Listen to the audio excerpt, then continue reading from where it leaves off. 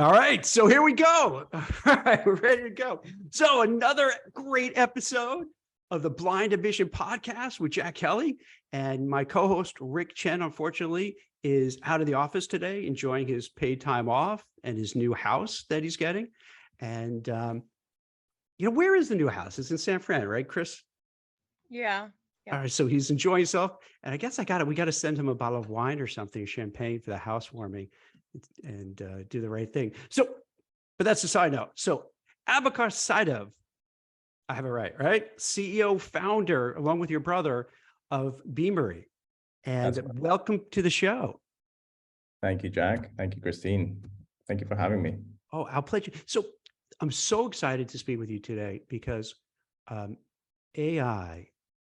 Obviously it's been around for a long time, but with this, GPT chat, it just blew up. It opened up everyone's eyes. If you go on TikTok, like every other video is about, hey, let me tell you about Chat GPT. Oh, here's what you can do. Here's how you can make millions of dollars.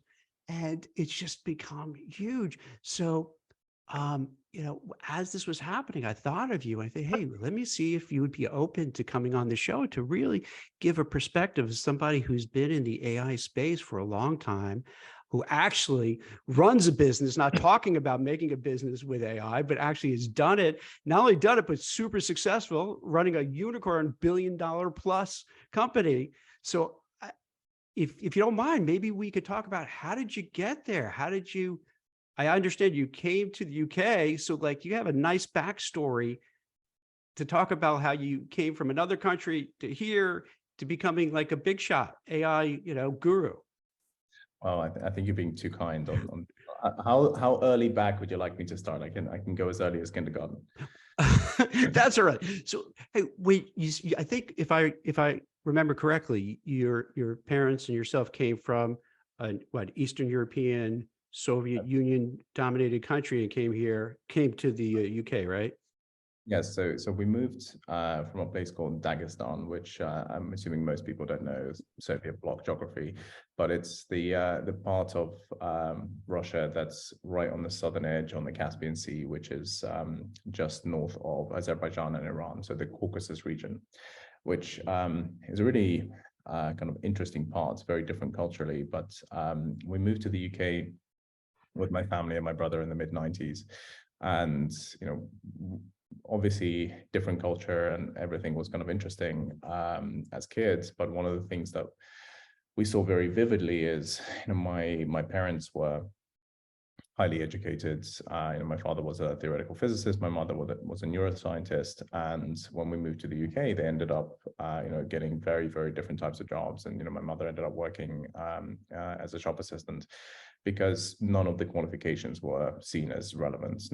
Nobody would, assess people at their stage in life, for the skills that they would have. And we found that suddenly this kind of birthplace lottery became very real and very vivid, where, we went from being comfortable to being a food insecure household. And I remember being 10 years old and knowing that our food budget was £28 for the week for the family, right? And I knew the price of Tesco Valley bread, and I knew the price of canned peach slices. And I think a lot of 10-year-olds growing up in London probably don't know that, and I hope they shouldn't.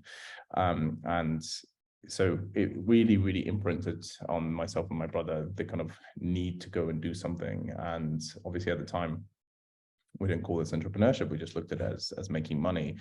And we ended up, going and lying about our age to get a paper round, because you actually can't work before you're 13 in the UK for child labor laws. Then using that money to start the school sweet shop, then using that money to import electronics from Japan, and so on and so on. And so we ended up kind of, because our parents didn't have enough money to give us any pocket money or anything else. And so the two of us would kind of be doing this kind of stuff. And then, fast forward a few different experiences. So when I was 18, I moved out of my house and decided I wanted to live in Beijing and learn Mandarin, because I thought, that would be China was up and coming. It was the kind of early 2000s. And I thought this would be a great skill to have. And then after living there for about 18 months. Wait. Can I just stop you there? So you go from Dagestan, which sounds like a Game of Thrones kind of location, right? Yeah, This sounds great. So you go from there to the UK, and I get it wasn't, it was pretty hard for your whole family.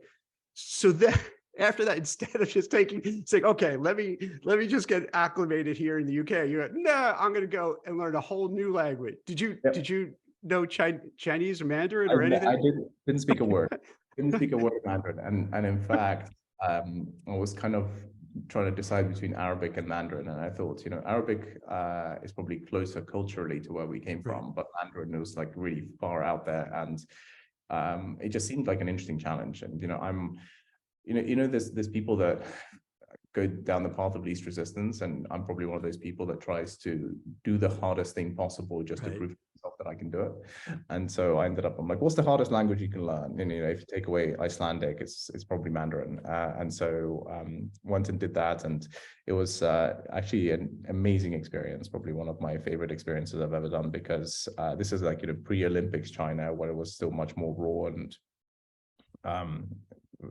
super amazing. I think I learned a lot, met amazing people, but then kind of decided that actually what I wanted to do was not actually spend my life in Asia, but to get that experience. Came back and then got funded to go to university in the UK by the Air Force. So so how did that happen? So I was very fortunate when I was in high school. My school had one of these cadet programs, where basically the way that the military in the UK works, I assume it's kind of similar in the US, but they have these kind of feeder programs where they get kids interested in the military, and by giving them these kind of like experiences, you go hiking with the army, you go like flying gliders with the Air Force, and then they hope that those kids become interested. And so I became interested in the Air Force. And I thought, wouldn't it be great to learn to fly planes with some of the best pilots in the world while also studying? And so they paid for my education. I ended up getting a stipend to go and study economics and maths, and while basically spending all of my holidays and weekends on an Air Force base learning to fly, which was phenomenal. And again, probably one of the best experiences. So when you were this was high school, like you were flying planes at a young age? This is in my early 20s. So I flew my first plane when I was 16, and then the Air Force piece was kind of in college. That's amazing. So, if you don't mind, just a side note. So, small world. My brother-in-law and one of his best friends and a good friend of mine, similar thing. They said, "Hey, I want to go to China and just do kind of like you, just check it out, and just this could be a great, experience." And they they went there. Same thing. Just learn the language, learn the culture, and just had a great time. One of them. You got to picture this. The guy is like 6'2", blonde hair, as white as you can be. And it's hilarious because we'll go to like a Chinese restaurant and they'll ask for the order and he'll give everything in Chinese or Mandarin or whatever. And every time the waitress or waiter is just like, wait, I don't get this. What? How is this possible? Because he has it down pat. And it's wild. So you have to, you're flying planes, planes, Mandarin, you've had a lot of entrepreneurial jobs as a kid. Yep. What happens next? So what happens next is, while studying maths and economics, I end up reading this book, and the book is called Poor Economics, by these two authors, Esther Duflo and Abhinav Banerjee. And this is probably in 2006 or 2007. And the book is basically about how to solve poverty cycles. Why are some countries poor and why do they keep being poor? And, this was kind of really hitting home on this kind of note that we talked about around, solving the passport lottery. And the way you solve them is access to work, education, and healthcare, right? And really investing correctly into making change in those areas. And I really wanted to go study under these people. They taught at MIT at the time.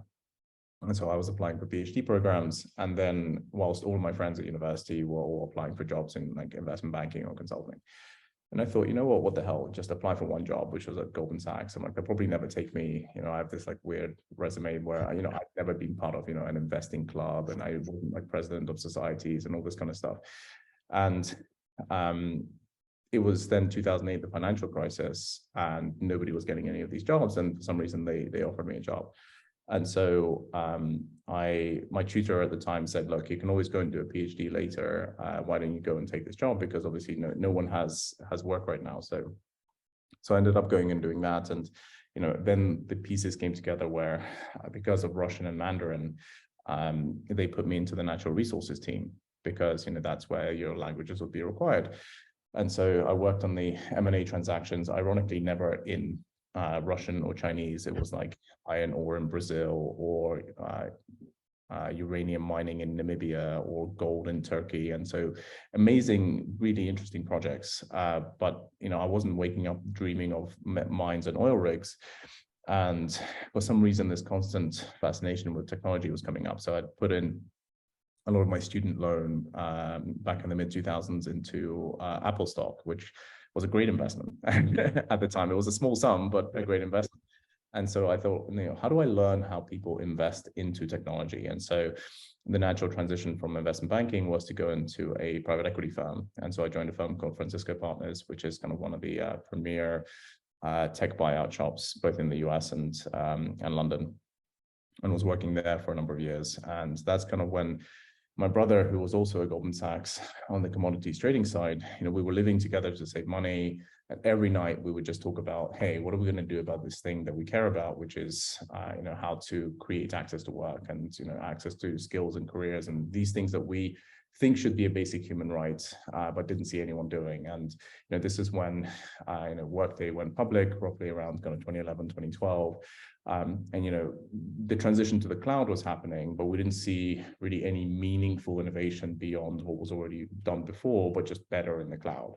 And so, bright-eyed, bushy-tailed, we were like, well, we don't know anything about HR, so let's just go and ask questions. And so the first thing that we ended up doing was interviewing about 20 VPs of talent and CHROs and just kind of asking them, tell us what's broken. Tell us, what would you spend $20 million trying to improve? And what we heard was kind of actually very enlightening because we expected to have really sophisticated answers and problems. And people would say stuff like, can you tell me what skills are touching my business? Because we don't know. Can you tell me who out of the people that applied in the last kind of 5 years, we should talk to now? So one of the things we discovered is, when you apply for a job and you see this checkbox that says, hey, have you applied here before? The reason why they ask you that is because they don't know. And so, I'd get friends of mine that would say, hey, when I'm applying to a job at one of these big companies, do they know, for example, if it's like a e-commerce company, what my purchasing history is, and will they judge me on that based on their kind of job offer?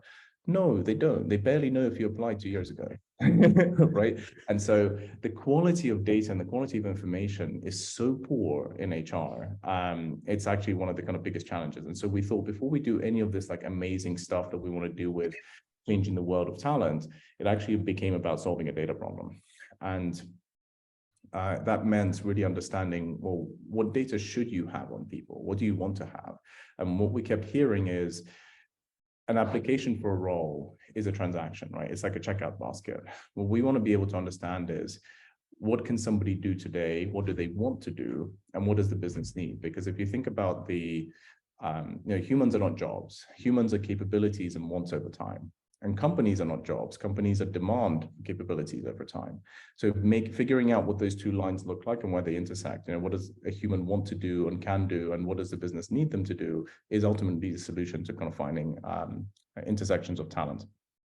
And so what we end up spending a lot of time on is, how do we change the data model and the object model, which will kind of lead me to some of the AI stuff in a second, but away from the traditional kind of, this is the employment record, this is the candidate record, into kind of a relationship-centric infrastructure. One of the things that we said to ourselves in the beginning, in the early days, is, why is there no Salesforce.com in this space? Why has nobody thought about taking all of the innovation and the thought processes around, go-to-market and customers into the talent space? Sorry, that was a little bit of a monologue. That's really helpful. So you kind of targeted this area, and I love a couple of things that are so interesting. And I think this will apply to a lot of people who are, going on their own career journey. is like you've been taking different risks. You're taking a risk to come to the UK, taking a risk to go to China, see what's going to happen there, taking a risk flying planes, taking a risk, going to Goldman Sachs and seeing how that goes.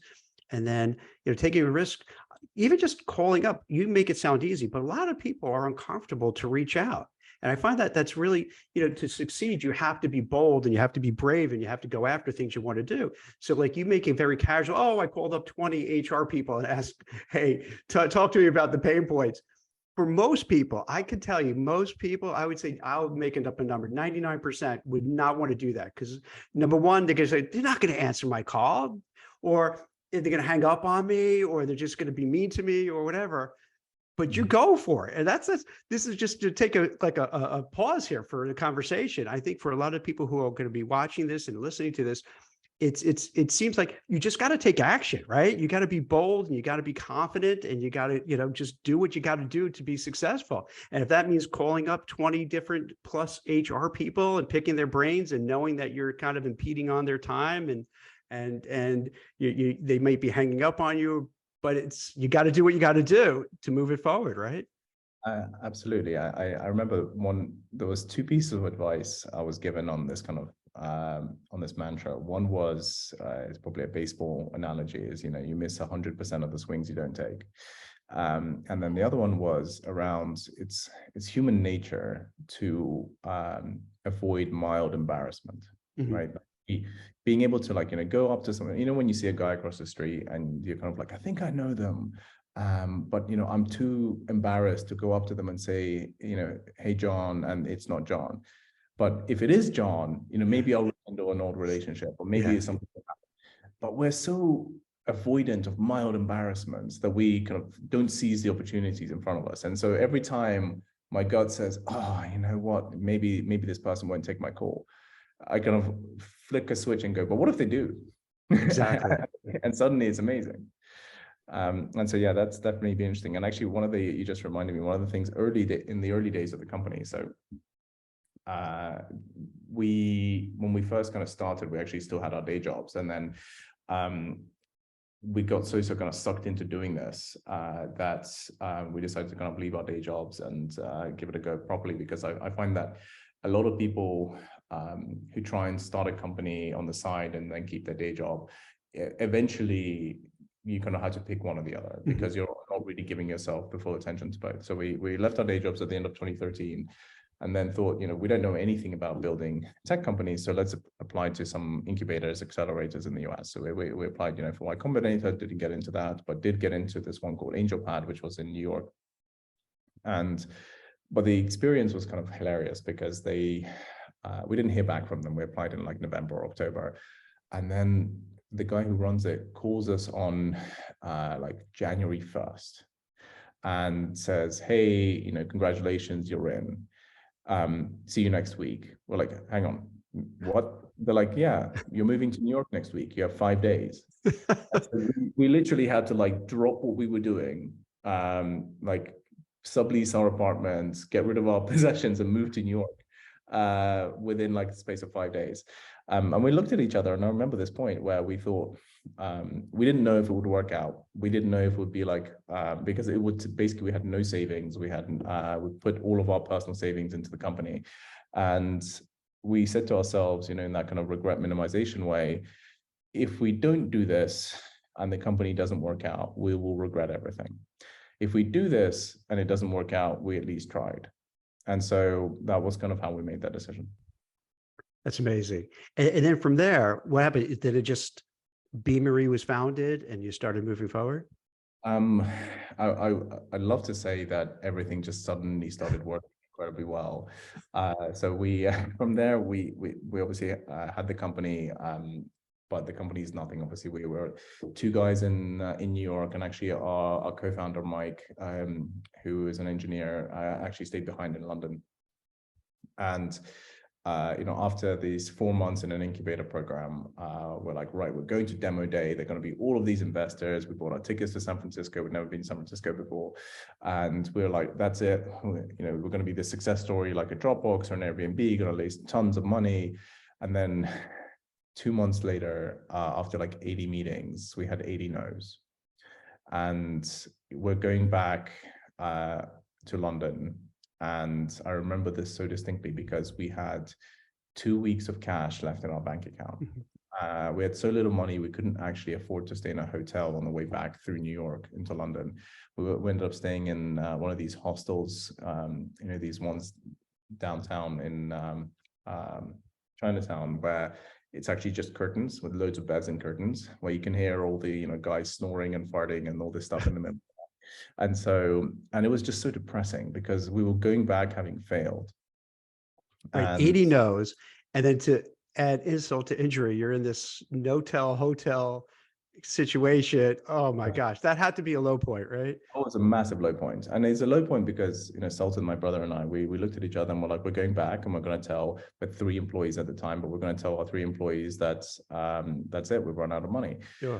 And then we kind of got back to London and we said, you know what, why don't we give it like one final Hail Mary? Why don't we reach out? Because I found it hard to reach out to kind of your network and kind of beg for money. It just felt embarrassing to kind of go and say, to your friend's family, etc. And obviously your family would help. But we called up our old bosses, at Goldman and Francisco Partners and said, hey, we've got this business, this is what we're doing. And they just believe in us. They're like, look, don't really get the idea, something in talent, whatever, but we believe in you guys. And so here's some money. And, they were not massive checks. It was like $25,000 here, $30,000 there. But that gave us, 1 month at a time, gave us a bit more runway and we survived. And that basically allowed us to continue going for about a year. When we went to this conference, I think it was 2014, over in, it was Dublin at the time, it's called Web Summit. And we ended up meeting this Polish guy, a guy called Maciek, and never heard of him, but he was one of the co-founders of a company called Grupa Pracuj, which is the biggest job board in Eastern Europe. And we were still hoping that we'd get some brand name investors on board, etc. Nothing.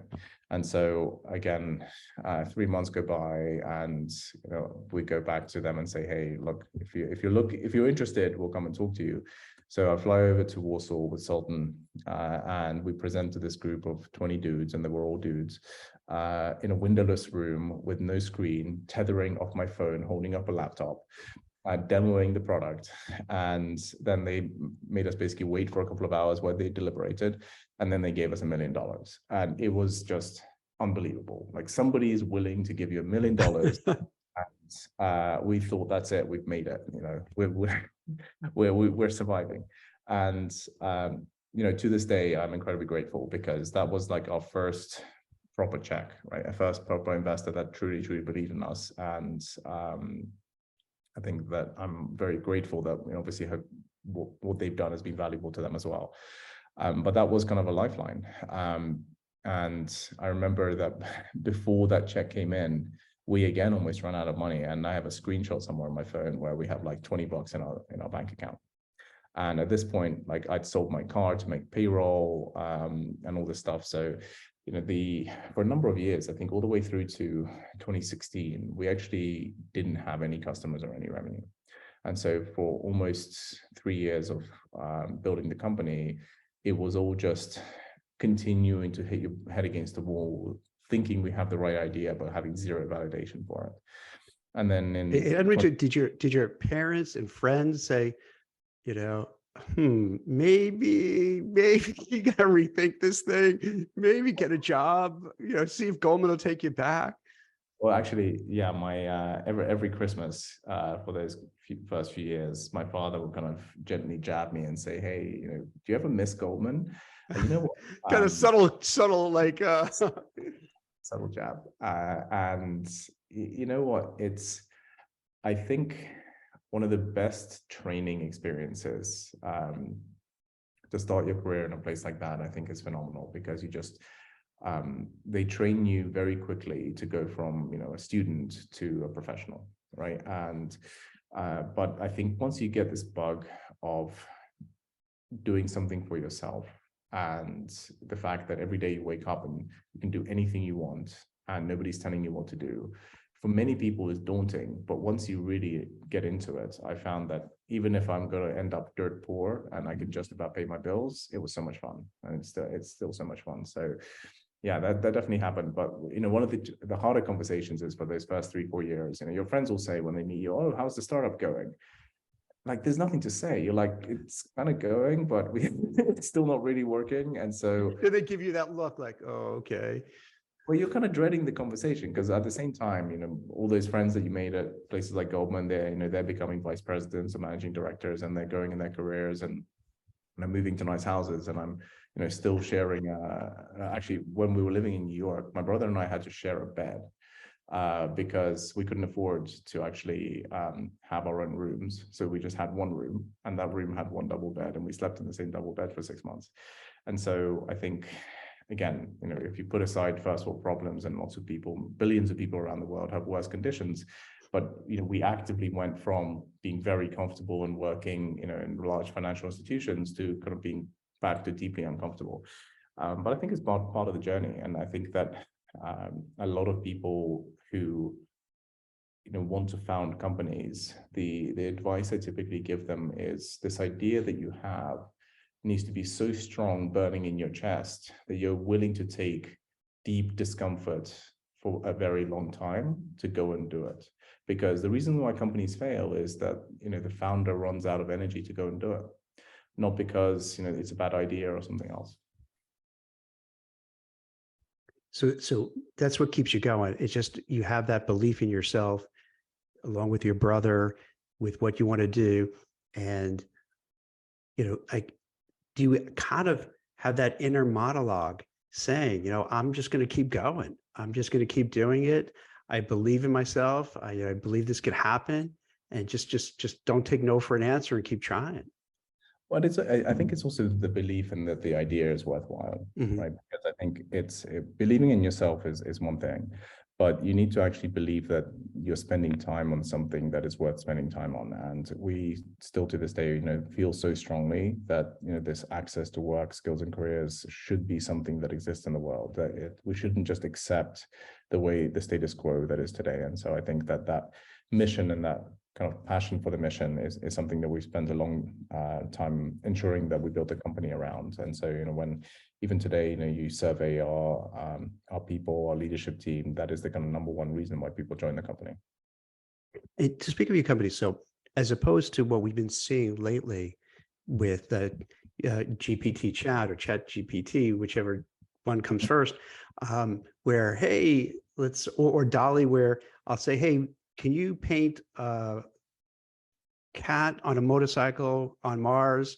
You're actually doing something from a business context that's helping people get jobs and improve their careers and grow. So you've been doing this now for how many years?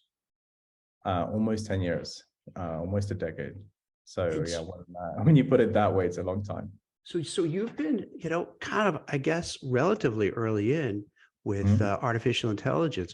And can you kind of describe within, for Beamery, how this works, and, how does this help people get attention, get raises, promotions, and improve their careers? Sure. So I'll start by kind of asking a hypothetical question. So if I said, Jack, what skills do you have? Not many. That's why I'm doing this stuff. I would say, but it's a really hard question to answer. Yeah. Because in order to be able to answer the question, you need context of why am I asking it. So for example, if I said to you, we're talking about, IT, you might say, oh, well, in that case, I know this, I know this, I know this. It's like, oh, we're talking about people management. And then you'll say, well, I know this, this, and this. And so, but again, what you say might not be the way I think about humans and skills, right? So one of the most challenging things is self-identification of what you're capable of and how that's relevant to whoever is trying to seek the answer. So if you think of, I don't know if you play video games, but if you think of like video game characters, right? Like when you're building a character, you have a certain set of parameters, strength, charisma, wisdom, whatever. But it's giving you the parameters that it's expecting you to build. And so a lot of the time, the starting point of helping somebody understand, hey, what skills do I even have that are relevant to this company? And having the company understand what skills do my people have that are relevant to me, that requires inference, because actually asking the question creates a plethora of sometimes incorrect or irrelevant answers. So being able to infer what the company is trying to achieve and what the person might be able to do. And so what we ended up starting with is looking at kind of billions of data points and looking at how does the human experience and what somebody has done in the past, looking at where they've worked, what they've done, what their education is, who they worked with, what projects they may have worked on. How can that help us infer what they're able to do today in the context of where they work? So for example, if you're working as a program manager at company A versus a product manager at company B, they actually might be different titles, but might be actually the same types of jobs requiring the same things. Whereas two product managers in the same company in different industries or different parts of divisions, in the pharmaceutical division or the life sciences division, might actually be very different jobs. And so what we, as a baseline, started working on a long time ago was, how do you infer the capabilities that somebody has today? And then how do you forecast what those capabilities might look like under the different permutations? And again, you're using both historical data and then you're using kind of live updating information. And then you go through a verification point, because when somebody says, well, I do have these skills or I don't have them, the manager can say, verify what they do. Then you can start looking at validation through L&D, validation through on-the-job learning. And so it becomes kind of much more informed and much more complex. So why is this relevant? Because the moment you go outside of kind of one's own personal circle of knowledge, let's say you might know, the 30 or 40 people that work for you, it becomes very difficult to make larger scale decisions about what can somebody do in the scope of a larger organization, and what does that organization need. So for example, I may not know that you are a phenomenal expert in C++, because currently your job doesn't require that. But when an opportunity becomes available, what would be helpful to me is to say, oh, well, Jack's interested in moving to London and knows C++, so this job that I'm trying to create right now, he'd be perfect for. But you may not even know that I'm creating this job. And you may not know that all it takes is, 3 weeks of retraining, to speak more like a Brit, and then suddenly you're here, right? I'm obviously teasing. But that kind of thing becomes really interesting as a next layer of abstraction around what is the nudging and the decision assist we can make. So the way this manifests itself into the hands of humans is, as an employee, do you remember those old maps when you go from point A to B, you had to kind of actually just you go online and it gives you like a list of directions, and then you kind of had to remember the list of directions. Whereas now, you have Google Maps or Apple Maps, and suddenly it shows you like the entire path. So we asked ourselves, what would need to be true to give people, the GPS on the satellite navigation for their careers, and show them all the different routes they could take to the things that they wanted to be and how to get there.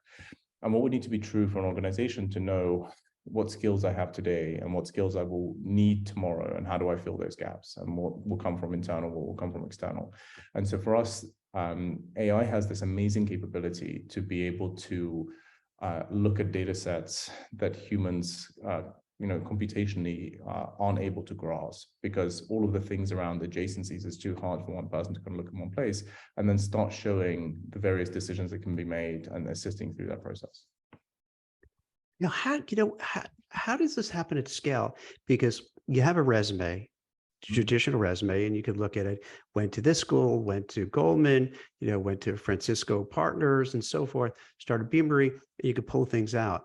So if, let's say, an employee joins firm A, and now we want to get a sense of who that person is and for the future, how they could advance within the organization, do they self-report, or is it a combination of self-reporting, or others will kind of HR and others will look at that person and kind of start putting things together and just map out a profile for that person so they can know?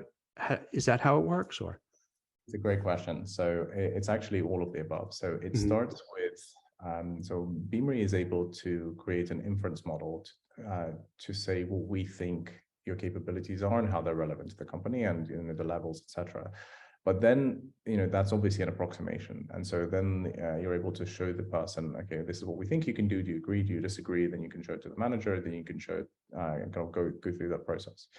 The bigger question is to why would somebody engage with us, right? Like, what's the point? And the point is ultimately around progression and upskilling, retention, and promotion, because the only reason why somebody wants to tell you about what they can do is because they're interested in doing more. They're interested in actually acquiring more skills, getting better at something, improving their career, changing jobs, because ultimately, we all work because we want to acquire things as skill sets that we don't necessarily have today, and we want to be good at our jobs. And there's some things that we're already experts on. And you can use a lot of this stuff then around to create things like mentorship programs. So for example, what our system can also do is say, okay, you've raised your hand and you said, I want to be better at public speaking because this next job I want to take, or even 2 jobs from now, requires me to be a public speaking. But you know what? There's another colleague of yours, Christine, who is already an expert on public speaking, and you don't work in the same team, but we can pair you up so you can actually start learning from her. And it becomes really, really interesting, because that's how you start creating kind of a talent-centric environment inside the organization, where it's not just about HR doing something, but it's actually about what is the manager interested in, what is the employee interested in, how can you help each other kind of progress in their careers, and it becomes really, really powerful. Well, I'll give you maybe a more human example. Mm-hmm. If you take a job like a chef, 20 years ago, a chef needed to be good at, what you'd assume they're good at, such as, cutting things, making things, being creative. A modern day chef needs to have a plethora of other skills. They need to be good at social media. They need to be good at communication. They need to be good at self-advertising, potentially even photography, because being a chef in the modern day, you're essentially an influencer, right? You're not just a chef. And so I'm using that example because even with the same job, the context of when you're doing the job, where you're doing the job, changes the requirements of the jobs and the skills that are needed. And so what AI can do is essentially evolve over time as the organization changes. And, if you look at, most CEOs today, and they will, for 20, 30 years, everyone's been saying talent is the number one priority. The main thing that's changed, which is where AI can be so powerful, is the cycle times of people needing to upskill and change their skill sets have gone from decades to years or months.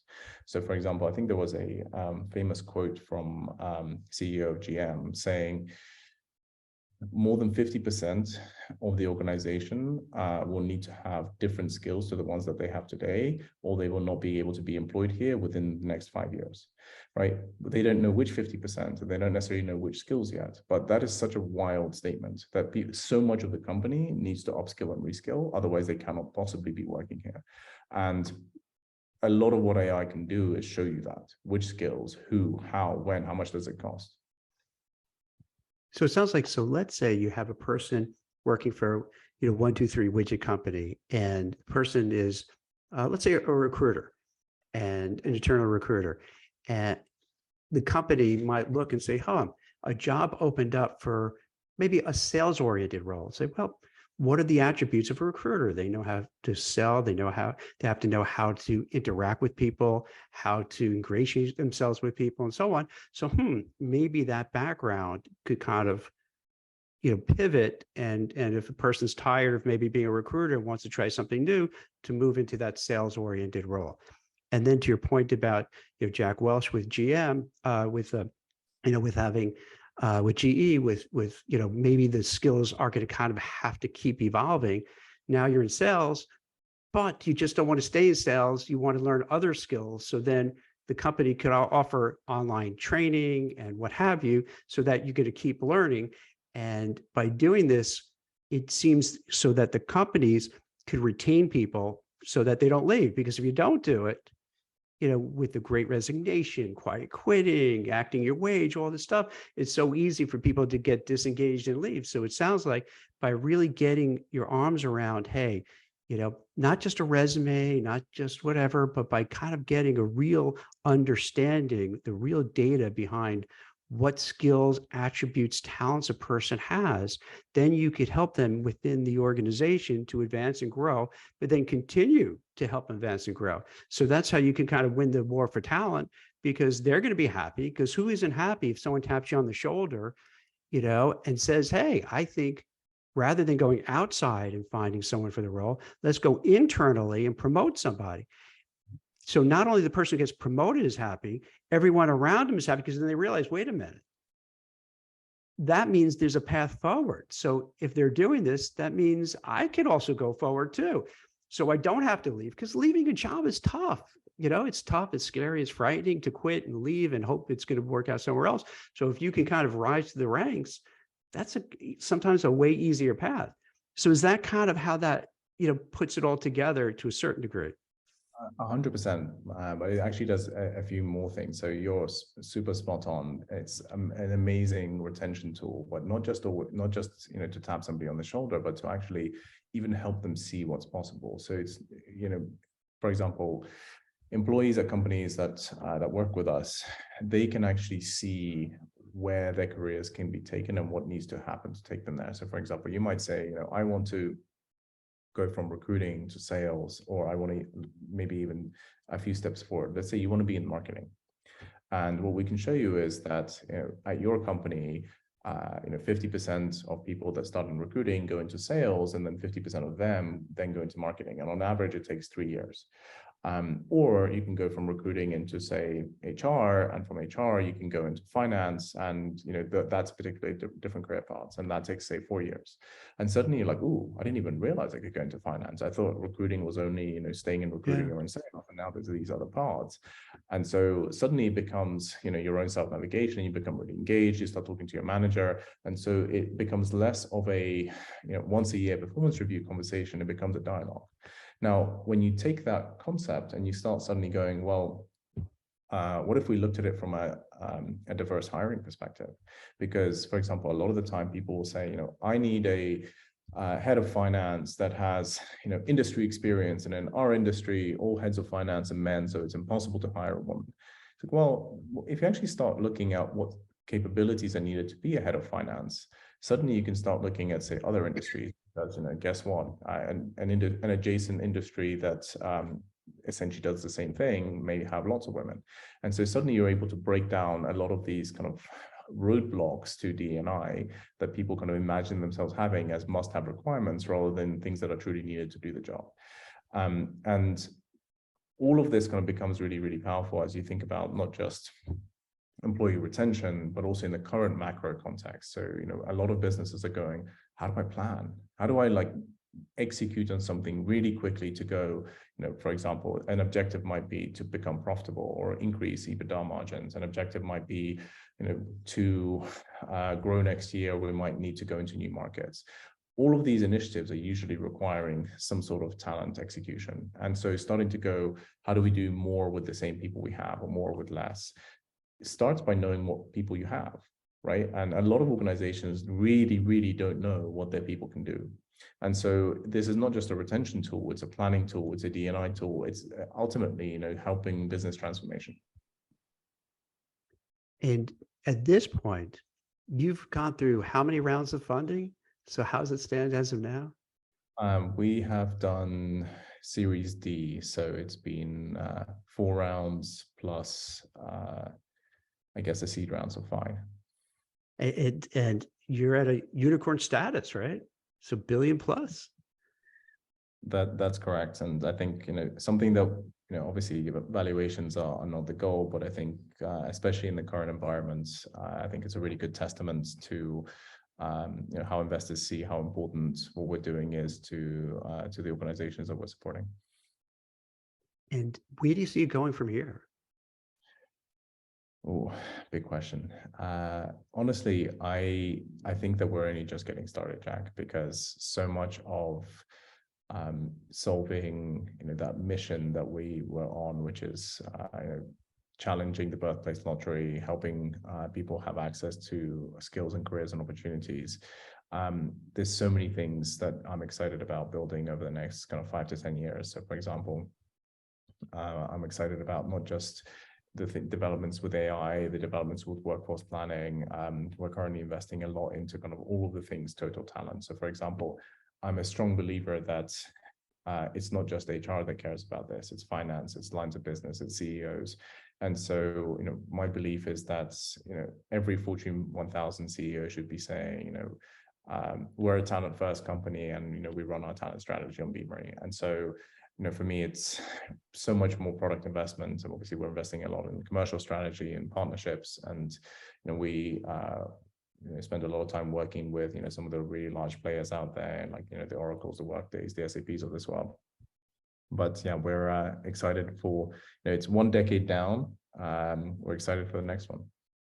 Well, that's amazing. I got to tell you, it's from the perspective, I've run a executive search firm for the last 25 years.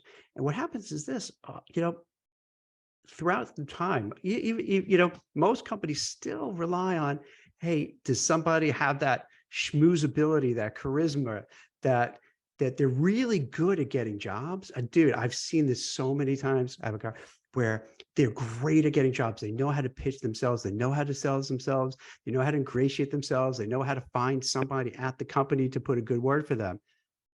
But they're not that great. So they'll be there, they'll last for maybe a year, and then they realize, Jack was really good. He really sold himself, but he really can't do the job that well. And then he moves on and they have to replace him. So I imagine, in addition to the AI, you kind of obviously have the human factor, but having the data points, having the AI, I imagine it cuts down on, hey, we're hiring this person because he just fits in.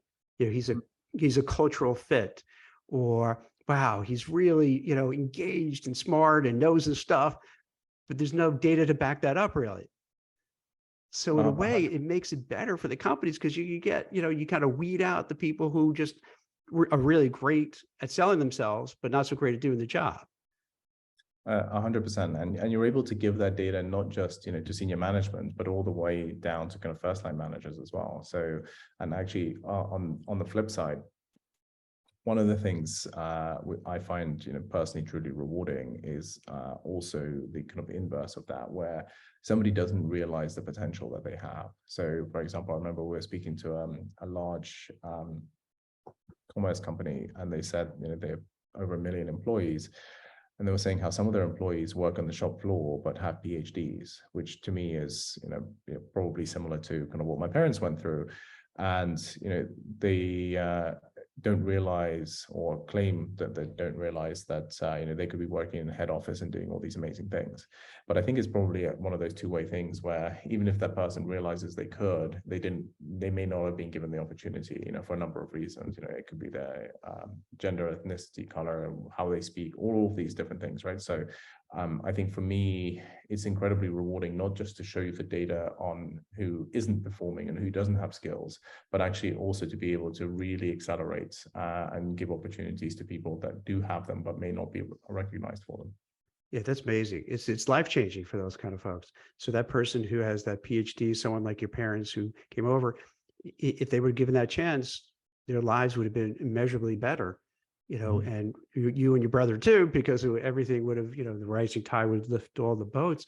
So to just kind of say, hey, wait a minute, we're wasting these people's talents. Like, wait, look at this, look at what they have to offer. Let's we got to kind of transition them to a better job, a higher level job, and move it forward. And speak of that, and I know I want to be conscious of your time, and I appreciate you walking us through all this. But just one last question: where do you? And this is kind of overly broad, but where do you see this going with AI? Now it looks like the genie is out of the bottle. I mean, is this going to just kind of keep growing with lightning speed? I think it's a very exciting development because obviously the that moment around where AI becomes kind of indistinguishable from humans, at least in kind of, as you said, in art and communication, is super powerful because I think it can improve a lot of things that are let's say manual or poorly done tasks. So I'll give you an example. People absolutely hate writing job descriptions. Right. Most often what happens is somebody takes a job description off the internet and just pastes it into somewhere because they just hate doing it.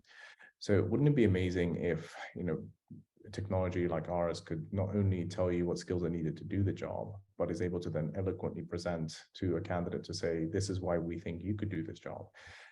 Wouldn't it be amazing if somebody could have personalized experiences throughout, their employment cycle, onboarding cycle, and rather than having to, every time a manager goes, oh, I have to write another thing, another document, that a lot of the stuff became kind of pre-populated, etc. So when we think about content creation, which is very laborious and very tedious for a lot of kind of organizational content, where you need to have maintaining a bar of quality, right? So for example, what I think in the enterprise context, things like ChatGPT are not only chatbots that interact with customers or someone, like that's a very elementary level, but actually if you think about the quality control of the information that you present, and a lot of times there's like legal implications where you need to make sure that job descriptions meet criteria by state, by country, by legal framework, and without errors, right? Because errors lead to lawsuits. And so I think there's such an amazing set of things you can be doing to make sure you're compliant, to make sure that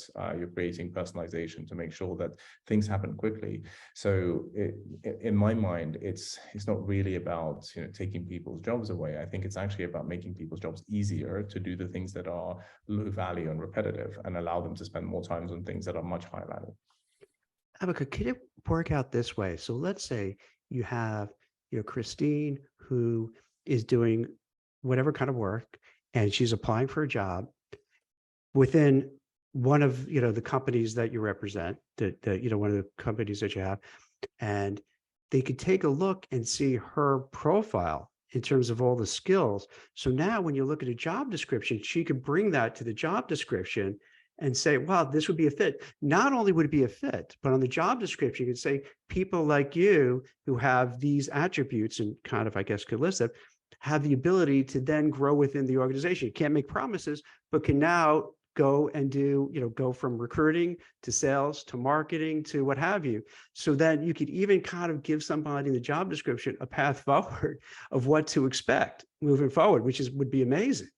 100%. And it can also allow both sides to make decisions about kind of what is truly needed versus potential. So, there's a lot of data that shows that, men often apply for jobs underqualified, whereas women wait to be overqualified to apply for jobs. You can actually change that. You can say, you know what, Christine, we don't need 100% of the skills. 70% is totally enough, and we'd love for you to apply.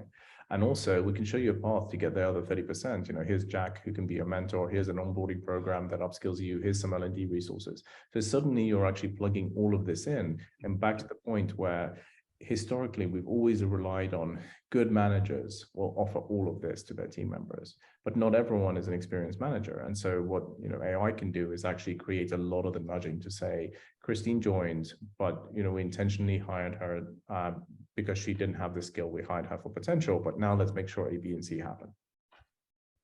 That's amazing. Yeah. And this is why I'm so glad you're on the show. I'm so glad you talk about it, because, it's I think it's in the zeitgeist now, where people are just so curious how it works, how can it be applied, and how can it be applied usefully and be successful. And you're a real life example of, hey, this is how it works at scale, and this is how people can succeed and how they can grow their careers, and that's amazing. And also the story, dude, is great. What an incredible story. Come on, you must kind of look back and say, holy shit, I can't, what? I'm running a unicorn company. I was at down in Chinatown in a hostel, with people snoring and, as you say, farting. And now look what I'm doing, running this global enterprise, raising millions, if not billions of dollars. This is fantastic, right? That got to be mind blowing, no? It is, and that's why I think I feel incredibly fortunate every day. Somebody sometimes I get asked the question, whether it's from friends or investors, and they go, aren't you tired? Aren't you burnt out? And I actually think I wake up every day thinking how privileged I am to be doing what I'm doing, because so many people, when they initially want to start a company, they dream of the moments that, as you say, they have hundreds of employees and millions of dollars in the bank, with the opportunity to go and build the future, right? And I feel like we're so privileged to be kind of building the future with our clients. And I think that's why I have so much energy and so much desire to kind of do more, because it's almost, that those early days and, that kind of the ramen days, et cetera, dog food days, they were all worth it, because now you can do so much stuff with it. Is there also a little bit of, angers and energy kind of thing where you look back and you get ticked off what happened to your parents and you're like, that kind of fuels it like, hey, there's so many other people who have situations like that got left behind. And I'm making it my mission to level the playing field and help people out. So that kind of burns inside of you to kind of keep going and keep going.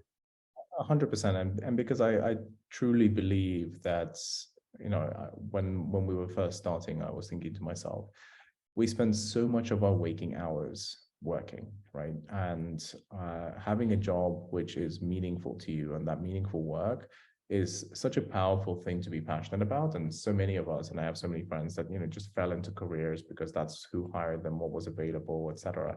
And we wanted it to be different, where, what you work on and how you find that job and how you progress is intentional, it's thoughtful, and it's well enabled. So if people want to find you, what's the best way? If they want to learn more about Beamery, they want to more about what you're doing, to either to join your company, to learn more about it, to be a client, to be a customer, how can they reach you? Well, on our website, beamery.com, we obviously have a lot of information. You can reach out to our team, and obviously, if I can be helpful, shoot me an email. My email is abakar@beamery.com. So I'm very responsive. Excellent. Well, thank you so much. I appreciate you taking all this time. This is fantastic. And I love the story. It's amazing. It's motivational too, bro. It's like, it's so, you hear it. And I think people need to hear this, especially now, man, where things are just so tough for so many people, to hear that, hey, yeah, you go through tough times and it's hard, but if you stand strong and you keep going, you can make it happen. And I think we need to hear more of these stories that could get people motivated who are feeling, I can't find a new job. I can't do this. I can't do that. Say, wait, no, it's possible. And hearing the story and you walking through what you've done is inspirational. So I really appreciate it on many levels. Of Story. course. And one Thanks so thing, much. no, most welcome. And I think one parting thought is, I when I tell this story, I often start by saying, we're not HR experts or talent experts or software experts. We didn't know anything about this. And somebody once corrected me saying, well, you know what, after a decade of doing this, you do know something about this. You're the expert. And it kind of dawned on me that we often think to ourselves that, just because we started down one path, that we have to continue down that path for the rest of our careers. And I think you don't. You can retrain and create new expertise in only a couple of years, and get your proverbial 10,000 hours in 4 or 5 years. And so I think I've lost that fear long ago of thinking I must stay in my lane. You can change lanes. Just takes time. Great. Excellent. Excellent. Well, thank you so much. I appreciate it. Let me just, I'll hit pause, and thanks everybody for watching and listening to it. So this is an excellent episode. Thanks very much, Abakar. Thank you, Jack.